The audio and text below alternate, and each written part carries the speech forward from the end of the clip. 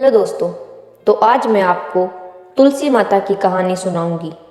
किसी गांव में एक छोटी सी लड़की अपने माता पिता के साथ रहती थी। जब वह लड़की थोड़ी बड़ी हुई और उसे समझ आने लगा, तब से वह तुलसी माता की पूजा करने लगी। उसका प्रतिदिन का नियम था कि वह तुलसी माता का पूजन करने के बाद ही खाना खाती थी। धीरे धीरे समय बीतने लगा और वह लड़की शादी के योग्य हो गई। तब उसके माता पिता ने उसकी शादी कर दी।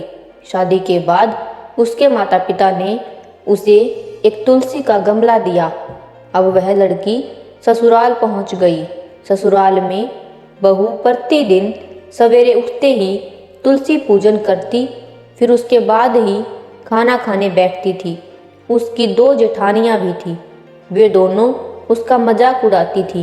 वे उससे कहती, बड़ी नियम धर्म वाली बनती है।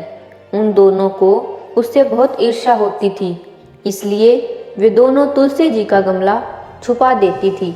वह लड़की बड़ी मुश्किल से गमला ढूंढ कर लाती, फिर तुलसी माता की पूजा करती और उसके बाद ही खाना खाती थी।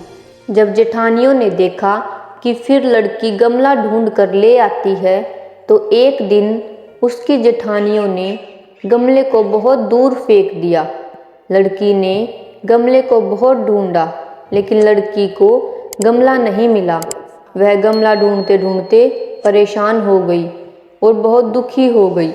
उस दिन उस लड़की ने खाना भी नहीं खाया, क्योंकि उसका नियम था कि वह तुलसी पूजन के बाद ही खाना खाती थी। उस लड़की की सच्ची भक्ति देखकर तुलसी माता उससे बहुत प्रसन्न हो गई। उसके कमरे में तुलसी माता का गमला प्रकट हो गया। अगले दिन सुबह जब वह लड़की उठी तो देखती है कि उसके खाट के चारों कोनों पर तुलसी माता का गमला आ गया है। यह देखकर वह लड़की बहुत प्रसन्न होती है और वह सोचती है कि अब मेरी तुलसी माता को कोई नहीं चुरा सकता। पूजन करने के लिए भी मुझे बाहर नहीं जाना पड़ेगा और कोई मेरी तुलसी माता को फेंक नहीं सकेगा। अब वह जल्दी से उठकर स्नान करती है और तुलसी माता का पूजन करती है।